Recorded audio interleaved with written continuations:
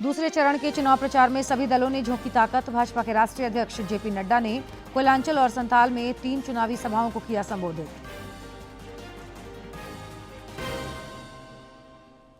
चुनाव प्रचार के लिए प्रत्याशियों के पास कल शाम तक का समय। इंडी गठबंधन के लिए सीएम हेमंत सोरेन और राजद के तेजस्वी ने संभाला मोर्चा।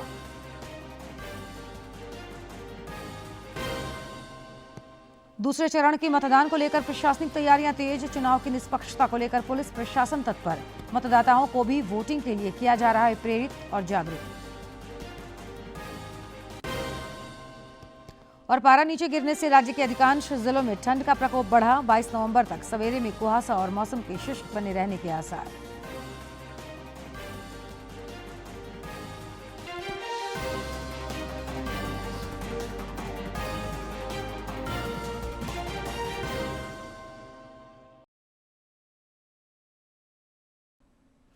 नमस्कार, खबरें झारखंड में आपका स्वागत है। मैं हूं जयलक्ष्मी और अब समाचार विस्तार से।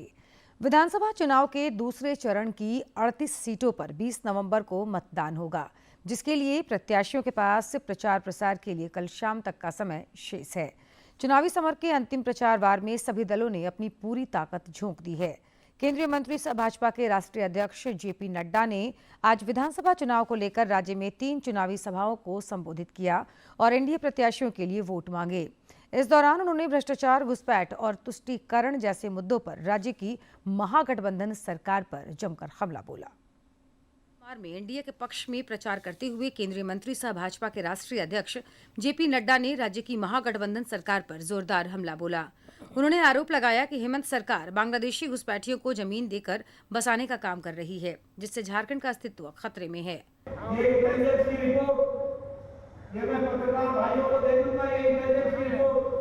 इसमें लिखा गया है कि बांग्लादेश के घुसपैठिए आते हैं, मदरसों में ठहरते हैं और मदरसों में ठहर करके उनके लिए आधार कार्ड बनता है, उनका वोटर आईडी बनता है, उनको गैस का कनेक्शन दिया जाता है, उनको राशन कार्ड बनता है और फिर उसको जमीन दिलाने का काम हेमंत सोरेन की सरकार करती है। इस तरीके का काम श्री नड्डा ने गोमिया विधानसभा क्षेत्र के एनडीए समर्थित आजसू पार्टी के प्रत्याशी लंबोदर महतो के पक्ष में मतदाताओं से वोट मांगते हुए कहा कि हेमंत सोरेन के कुनबे में सभी भ्रष्टाचारी हैं। नेता तो नेता, इनके पीए और नौकर के घर से करोड़ों रुपए बरामद हो रहे हैं। हेमंत सोरेन की सरकार ने आप लोगों के साथ बहुत बड़ा छल किया, आपके साथ बहुत बड़ा धोखा दिया। 5 साल के उनके सरकार में गरीब और गरीब हो गया, रोजगार पर ध्यान नहीं दिया गया, दोनों हाथों से झारखंड को लूटने का काम हुआ। भाजपा के राष्ट्रीय अध्यक्ष ने कहा कि केंद्र सरकार ने जनजातीय समुदायों और वंचित वर्गों के समग्र विकास के लिए अभूतपूर्व कार्य किए हैं। प्रधानमंत्री नरेंद्र मोदी के कुशल नेतृत्व में देश तीव्र गति से आगे बढ़ रहा है और दुनिया में भारत का मान बढ़ा है। आज हमारे लिए गौरवशाली समय है कि प्रधानमंत्री मोदी जी के नेतृत्व में देश तीव्र गति से आगे बढ़ रहा है। आपको जानकर खुशी होगी कि भारत की अर्थनीति पूरी ताकत से आगे बढ़ रही है। चुनावी सभा में एनडीए के नेता और कार्यकर्ता समेत बड़ी संख्या में आम लोग मौजूद थे। बोकारो से मनोज कुमार की रिपोर्ट।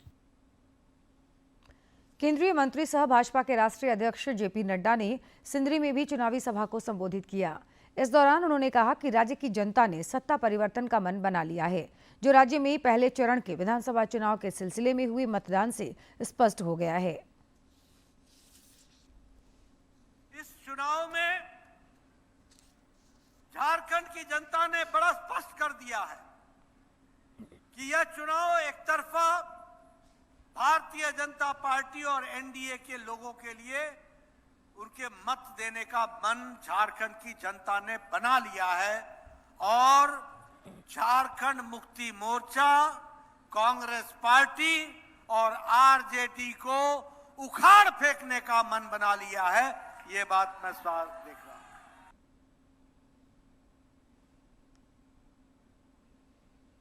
भाजपा के चुनाव सह प्रभारी हिमंता विश्व शर्मा ने आज संथाल में चुनाव प्रचार की कमान संभाली। उन्होंने एक के बाद एक चुनावी जनसभाओं को संबोधित किया।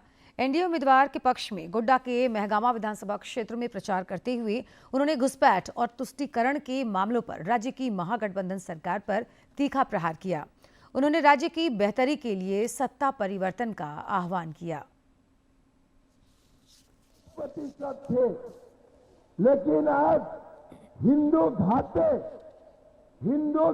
के 67% हुए, 67% हुए और मुसलमान वर्ग के 33% हुए। क्या ये देश का मुसलमान है या हमारे संथाल में घुसपैठिया आ चुका है? आप लोग बोलिए। मुख्यमंत्री सह झामुमो के कार्यकारी अध्यक्ष हेमंत सोरेन ने वोटरों से झारखंड में इंडी गठबंधन के नेतृत्व में पूर्ण बहुमत की सरकार बनाने की अपील की। गिरिडीह बोडो हवाई अड्डा पर झामुमो प्रत्याशी सुदिव्य कुमार के पक्ष में चुनावी सभा को संबोधित करते हुए उन्होंने आरोप लगाया कि भाजपा झूठ बोलकर सत्ता में आना चाहती है।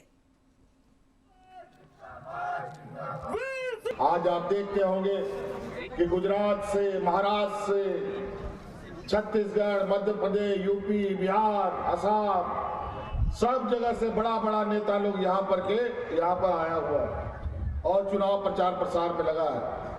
ये लोग अभी बस 2-3 दिन के बाद ये लोग फिर ये ढूंढने से नहीं मिलेंगे। ये झूठा आश्वासन, झूठा राशन की बात करके निकल जाएंगे।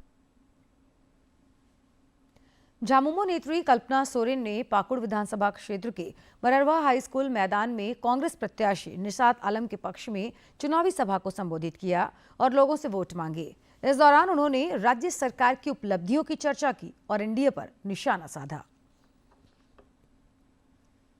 हिमाचल प्रदेश के पूर्व मुख्यमंत्री और भाजपा के वरिष्ठ नेता जयराम ठाकुर ने कांग्रेस पर जनता से वादाखिलाफी का आरोप लगाया है। रांची में पत्रकारों से बातचीत करते हुए उन्होंने कहा कि महाराष्ट्र और झारखंड में एक साथ विधानसभा चुनाव हो रहे हैं। कांग्रेस इन दोनों प्रदेशों में एक बार फिर से झूठी गारंटी लोगों को दे रही है। श्री ठाकुर ने कहा कि हिमाचल प्रदेश में कांग्रेस की ओर से दिए गए 10 गारंटी पूरी तरह से फेल हो गई है।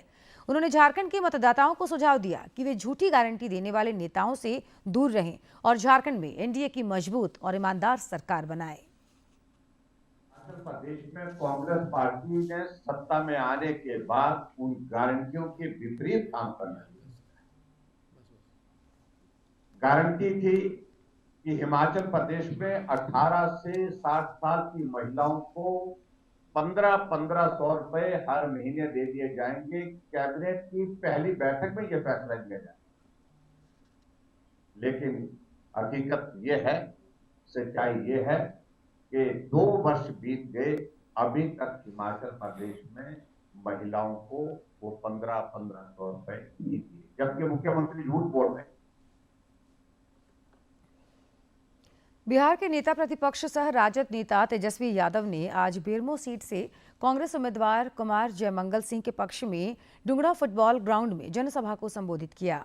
इस दौरान उन्होंने भाजपा पर जमकर हमला किया। तेजस्वी यादव ने विकास और जन कल्याण के कार्यों को गति प्रदान करने के लिए वोटरों से राज्य में फिर इंडी गठबंधन की सरकार बनाने का आग्रह किया। लोगों को तंग करने में लगे हुए, इनका अपना कोई उपलब्धि नहीं है, इसलिए आप सब लोगों के बीच हम आए। इन लोगों ने, भाजपा के लोगों ने केवल धोखा दिया। एक वोट से आपका 1000 रुपया पेंशन मिल रहा है, एक वोट से आपका बिजली का बिल माफ हो रहा है। बिजली का बिल माफ हो नहीं रहा, एक वोट से आपका बिजली फ्री में 200 यूनिट मिल रहा है। पूर्व मुख्यमंत्री और भाजपा नेता चंपाई सोरेन ने राज्य की हेमंत सोरेन सरकार पर भ्रष्टाचार का आरोप लगाते हुए कहा कि झारखंड में 4.5 साल केवल लूट हुआ है। बेंगाबाद में आज गांडे की भाजपा प्रत्याशी मुनिया देवी के पक्ष में एक जनसभा को संबोधित करते हुए श्री सोरेन ने कहा कि झामुमो के राज में आदिवासी सुरक्षित नहीं है। उन्होंने कहा कि आदिवासियों का विकास सिर्फ भाजपा ही कर सकती है। पूर्व मुख्यमंत्री ने आरोप लगाया कि झारखंड को कांग्रेस, राजद और झामुमो ने लूट खंड में तब्दील कर दिया है। एक तो परिवार के साथ अत्याचार जो हुआ है, बर्दाश्त करने का लायक नहीं है भाई। इसलिए इस धरती को बचाना है, हमें झारखंड परगना झारखंड को बचाना है, तो कमल छाप ही वोट दीजिएगा आप लोग। वाम दल भी चुनाव प्रचार में जोर शोर से लगे हैं। सीपीएम पोलित ब्यूरो सदस्य वृंदा करात ने आज पाकुड़ विधानसभा क्षेत्र के पार्टी प्रत्याशी शेख सैफुद्दीन के पक्ष में प्रचार किया। उन्होंने अपने संबोधन में झामुमो और भाजपा पर निशाना साधा। सभ्य देश के पॉलिटिकल भाषा का शब्द नहीं होना चाहिए। हाँ, जो गैर कानूनी तरीके से यहाँ आए हैं हमारे देश में, पहचान करके जो कानूनी प्रक्रिया है उनको उस सरकार से बातचीत करके वापस डिपोर्ट करने का एक तरीका होता है। अभी यहाँ क्या हो रहा है, 24 साल हो गए झारखंड की स्थापना के। उस 24 साल में 16.5 years बीजेपी की सरकार रही। उस समय तो कोई प्रॉब्लम नहीं था। अब चुनाव आया, इनके पास और कोई मुद्दा है नहीं। छत्तीसगढ़ के उप मुख्यमंत्री विजय शर्मा ने दावा किया कि झारखंड में भाजपा की पूर्ण बहुमत की सरकार बनेगी। गिरिडीह में भाजपा प्रत्याशी निर्भय कुमार शाहाबादी के पक्ष में महिलाओं की एक सभा को संबोधित करते हुए श्री शर्मा ने कहा कि झारखंड की भ्रष्ट सरकार से जनता अब मुक्ति चाहती है। उन्होंने कहा कि राज्य में सरकार बनते ही भाजपा पंच प्रण को पूरा करेगी। बहुत सारी बातें हैं। 33% आरक्षण लोकसभा और विधानसभाओं में, माताओं बहनों के लिए सिलेंडर की व्यवस्था, माताओं बहनों के लिए 1 रुपये में रजिस्ट्री की व्यवस्था, माताओं बहनों के लिए गोगो दीदी सम्मान की योजना, ऐसी कितनी सी बातें हैं, कितनी बातें हैं। 3 तलाक हटाया जाना, इसके लिए भी ये भी बहुत प्रभावशाली है महिलाओं के ऊपर। और माताओं बहनों का स्पष्ट आशीर्वाद भाजपा के प्रत्याशियों के साथ है। गिरिडीह में तो गजब हो गया है। दूसरे चरण के विधानसभा चुनाव के सिलसिले में 20 नवंबर को होने वाले मतदान के लिए प्रशासनिक तैयारियां जारी हैं। इस चरण में रांची की 2 सीटें सिल्ली और खिजरी में भी मतदान होगा। रांची के उपायुक्त सह जिला निर्वाचन पदाधिकारी वरुण रंजन ने आज सिल्ली अंतर्गत उत्क्रमित उच्च विद्यालय गोड़ाडीह के बूथ संख्या 49 का जायजा लिया तथा यहां बने कलेक्टर का निरीक्षण कर तमाम व्यवस्थाओं का अवलोकन किया। इस दौरान अपर समाहर्ता सह सिल्ली के निर्वाची पदाधिकारी राम नारायण सिंह और अन्य संबंधित पदाधिकारी उपस्थित थे। दूसरे चरण की 38 सीटों पर मतदान निष्पक्ष और शांतिपूर्ण तरीके से संपन्न कराने के लिए मुख्य निर्वाचन पदाधिकारी का कार्यालय और पुलिस प्रशासन तत्पर है। वहाँ पर जितना भी पोलिंग कर्मी है वो पीडब्ल्यूडी में, फिर यूथ मैनेजर 26 है। बेसिकली ये एक इंक्लूसिव इलेक्शन कराने के लिए कमीशन का एक प्रयास है, उसी का अंतर्गत किया जा रहा है। फिर उसके बाद तो 48 बूथ है, उसमें यूनिक वे में डेकोरेट की जाएगी ताकि एक फेस्टिवल मोड होगा। उसके साथ में आपका एनवायरनमेंट का, वहाँ का लोकल कल्चर है, उसमें उसका निष्पादन करने के लिए कार्रवाई की जाएगी। कोयलांचल और संथाल में मतदान प्रतिशत बढ़ाने के लिए स्वीप के तहत लगातार जागरूकता कार्यक्रम आयोजित किए जा रहे हैं।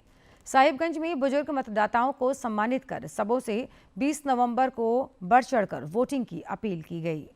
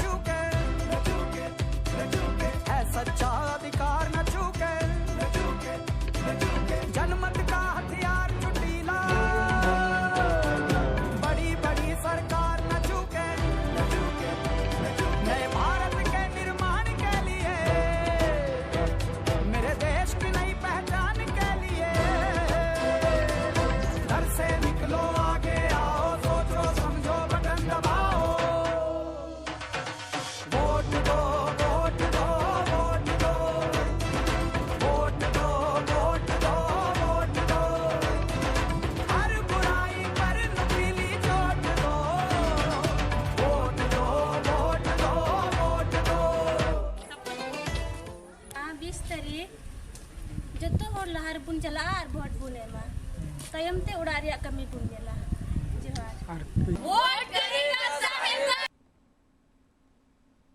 बोकारो में भी लोकतंत्र के उत्सव में सबों की भागीदारी सुनिश्चित करने के लिए विविध तरीकों से मतदाताओं को जागरूक और प्रेरित किया जा रहा है। बोकारो के सेक्टर 5 स्थित पुस्तकालय मैदान में इलेक्शन कार्निवल का आयोजन हुआ। इस दौरान रंगारंग कार्यक्रमों के जरिए सभी मतदाताओं से 20 नवंबर को वोट करने की अपील की गई।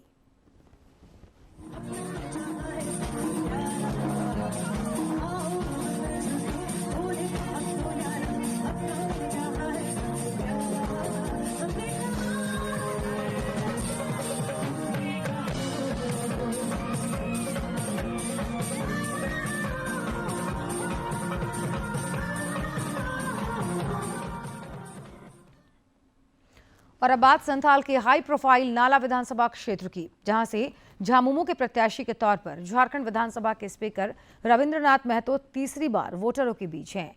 उनकी जीत की हैट्रिक को रोकने के लिए भाजपा ने माधव चंद्र महतो को जिम्मा सौंपा है। नाला विधानसभा क्षेत्र पश्चिम बंगाल की सीमा से सटा है। यहाँ की आबोहवा और लोगों का रहन सहन तथा वेशभूषा पश्चिम बंगाल के लोगों से काफी मिलता जुलता है। यहाँ बांग्ला भाषा भी आम है। नाला विधानसभा क्षेत्र नाला, कुंडित और फतेहपुर प्रखंड में फैला है, जहां के चुनावी रण में झारखंड विधानसभा के अध्यक्ष रविंद्रनाथ महतो अपनी जीत की हैट्रिक लगाने झामुमो प्रत्याशी के तौर पर एक बार फिर उतरे हैं। नाला के जो रैयत हैं, नाला के जो टैलेंट हैं, वो चुनाव लड़ेंगे। हम उनके सांकेतिक प्रतिनिधि के तौर पर उनके साथ हैं। हर हाल में उनका जो सर्वांगीण विकास है, जो आर्थिक विकास के साथ समन्वय रखता है, इन तमाम चीजों को आगे करने का मेरा प्रयत्न है। नाला के चुनावी समर में वैसे तो कुल 17 उम्मीदवार अपनी किस्मत आजमा रहे हैं, लेकिन यहाँ झामुमो के रविंद्रनाथ महतो और भारतीय जनता पार्टी के माधव चंद्र महतो के बीच सीधा मुकाबला है। शिक्षक संगठन से जुड़े माधव चंद्र महतो का मानना है कि नाला विधानसभा क्षेत्र में इस बार बदलाव की आंधी चल रही है और उनकी जीत पक्की है। विकास के लिए जो हमारे मुख्य एजेंडे हैं वह है शिक्षा, स्वास्थ्य, सिंचाई, यातायात, बिजली और पलायन को रोकना। वहीं सीपीआई के उम्मीदवार कन्हई माल पहाड़िया इस मुकाबले को त्रिकोणीय बनाने के लिए कड़ी मशक्कत कर रहे हैं। अखबार में छपाता है, उसको हम लोग को देखने नहीं आता है, लेकिन जमीनी स्तर में हम हर गांव, हर डोर डोर हम घूम रहे हैं, लेकिन जमीनी स्तर पर ना कोई रोड बना है, ना आज शिक्षा व्यवस्था चौपट है, आज स्वास्थ्य चौपट है। नाला के वोटरों को अब भी विकास की किरण का इंतजार है। बेरोजगारी, पलायन, सिंचाई जैसे मुद्दे तो हैं ही, संथाल में बांग्लादेशी घुसपैठ का मुद्दा भी उन्हें परेशान कर रहा है। आदिवासी बाहुल्य नाला विधानसभा क्षेत्र में पुरुष मतदाताओं की संख्या 1,22,873 है, जबकि 1,19,297 महिला वोटर हैं। संसदीय प्रणाली में विधायिका का महत्वपूर्ण स्थान होता है। राज्य की सर्वोच्च पंचायत विधानसभा के स्पीकर रविंद्रनाथ महतो नाला से चुनावी समर में हैं। इस कारण इस सीट की अहमियत और बढ़ गई है। देखने वाली बात यह होगी कि विधानसभा के इस गार्जियन को नाला के मतदाता अपना गार्जियन मानते हैं या फिर शिक्षक संगठन से जुड़े भाजपा के माधव चंद्र महतो की शिक्षा को ग्रहण करते हैं। जामताड़ा से सुभाष प्रसाद सिंह और विकास के साथ मैं दिवाकर कुमार, दूरदर्शन समाचार। विधानसभा चुनाव में जनता के कई चुनावी मुद्दे हैं। बोकारो के वोटर भी अपने जनप्रतिनिधि से क्षेत्र के विकास और जन समस्याओं के समाधान को लेकर आशान्वित हैं। के दूसरे चरण में 38 सीटों के लिए 20 नवंबर को मतदान होना है और जिसमें कि बोकारो विधानसभा सीट भी शामिल है। हम इस समय श्री राम मंदिर इलाके में है। यहाँ पर एक स्ट्रीट फूड जोन है जहाँ पर की बड़ी संख्या में युवाओं की भीड़ यहाँ पर जुटती है। तो कुछ युवाओं से ही हम बात करेंगे, जानेंगे कि इस बार क्या प्रमुख मुद्दे हैं झारखंड में चुनाव को लेकर। 5 साल सिर्फ बरगलाया गया है, कोई रोजगार की सुविधा नहीं है। हेमंत सरकार ने हमें बरगलाने का काम किया है, हमेशा लाठी खाने के लिए युवाओं को आगे छोड़ दिया है। विधानसभा चुनाव में प्रमुख मुद्दा बोल के आए थे हेमंत सोरेन जी कि हम सरकार में आएंगे तो हर साल 5 लाख नौकरी देंगे। कहाँ गया नौकरी पता नहीं है। उनके कार्यकाल में उन्होंने नौकरी सिर्फ अपने लोगों को देने का काम किया। 3 बार एग्जाम को कैंसिल किया गया। सीजीएल को 35-35 लाख में बेचने का काम हेमंत सरकार द्वारा किया गया है।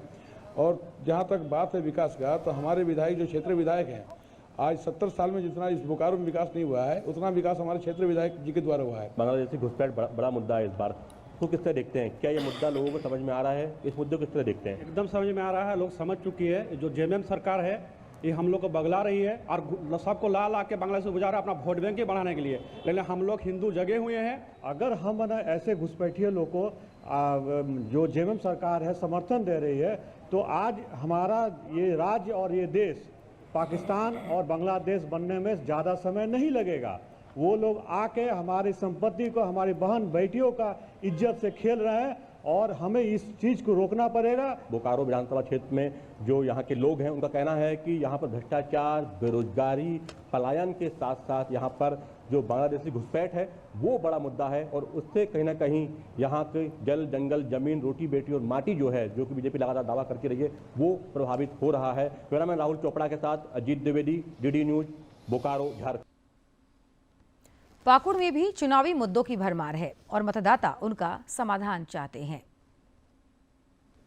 की टीम है पाकुड़ विधानसभा क्षेत्र में, जानेंगे जनता जनार्दन से, पूछेंगे उनका हाल और ये समझने की कोशिश करेंगे कि पाकुड़ विधानसभा क्षेत्र में आखिर कौन से मुद्दे प्रभावी हैं जो जनता के मन को छूते हैं। क्या मुद्दा है पाकुड़ विधानसभा क्षेत्र में अगर देखें तो सबसे बड़ा क्या मुद्दा? देखिए, सबसे बड़ा मुद्दा तो है जो घुसपैठिया जो बढ़ता जा रहा है, यहाँ पे सबसे बड़ा मुद्दा है और लोग समझ नहीं रहे हैं। समझे जो कितना बड़ा प्रॉब्लम आने वाला है झारखंड के लिए नहीं, पूरा देश के लिए। आपके हिसाब से कितना बदला पाकुड़?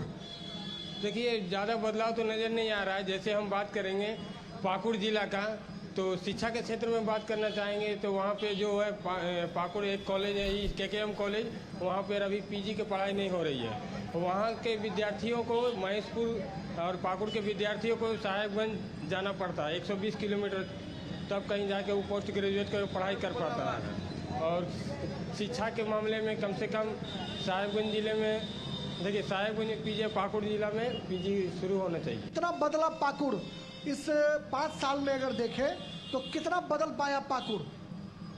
अभी फिलहाल पाकुड़ में तो बहुत कुछ बदला है। सड़कें टूटी हुई हैं, शिक्षा का क्या हालत है यहाँ? शिक्षा का हाल बदतर है। बड़ी समस्या आपको क्या दिखाई पड़ रही है? समस्या यहाँ जाम की समस्या है। हाँ, आए दिन मतलब एक्सीडेंट होते रहता है। कैमरामैन संदीप के साथ बरहड़बा पाकुड़ विधानसभा क्षेत्र से मैं राजेश राज, डीडी न्यूज के लिए। और अब बात करेंगे मौसम की। राज्य में न्यूनतम तापमान में तेज गिरावट हुई है, जिससे ठंड अचानक बढ़ गई है। अधिकांश जिलों में न्यूनतम तापमान 13 से 15 डिग्री सेल्सियस के आसपास चल रहा है। पिछले 24 घंटे के दौरान गढ़वा में न्यूनतम तापमान 13.3 डिग्री सेल्सियस रिकॉर्ड किया गया, जो राज्य में सबसे कम रहा। रांची, बोकारो और देवघर में भी सुबह और रात के समय काफी ठंड महसूस हो रही है। मौसम विज्ञान केंद्र रांची के वैज्ञानिक ने बताया कि राज्य में फिलहाल मौसम शुष्क बना हुआ है। आगामी 22 नवंबर तक सुबह के समय कुहासा रह सकता है। आकाश मुख्यतः साफ रहेगा और मौसम के शुष्क बने रहने के आसार हैं। अगले 5 दिनों के दौरान न्यूनतम तापमान किसी बड़े बदलाव की उम्मीद है। और अब एक नजर डालते हैं प्रमुख शहरों के आज के तापमान पर। राजधानी रांची का अधिकतम तापमान 26.2 और न्यूनतम 13.5 डिग्री सेल्सियस रिकॉर्ड किया गया। जमशेदपुर का अधिकतम तापमान 30.3 और न्यूनतम 14.8 तथा डाल्टनगंज का अधिकतम तापमान 31.8 और न्यूनतम तापमान 14.5 डिग्री सेल्सियस रिकॉर्ड किया गया। और अब देख लेते हैं जिलों की खबरें।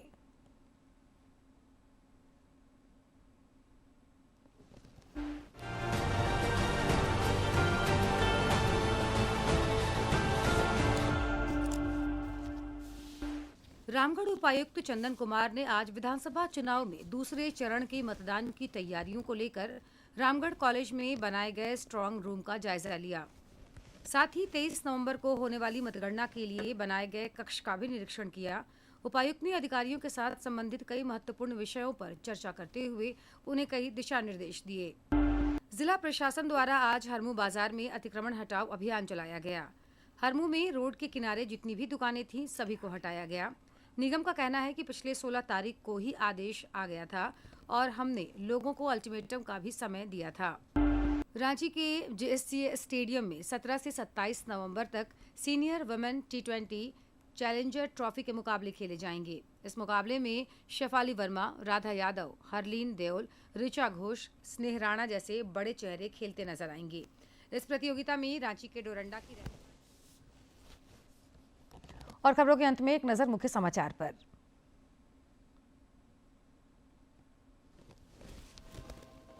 दूसरे चरण के चुनाव प्रचार में सभी दलों ने झोंकी ताकत। भाजपा के राष्ट्रीय अध्यक्ष जेपी नड्डा ने कोयलांचल और संताल में 3 चुनावी सभाओं को किया संबोधित।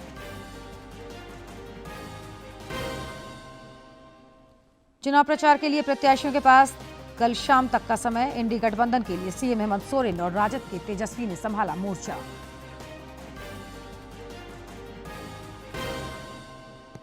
दूसरे चरण के मतदान को लेकर प्रशासनिक तैयारियां तेज। चुनाव की निष्पक्षता को लेकर पुलिस प्रशासन तत्पर।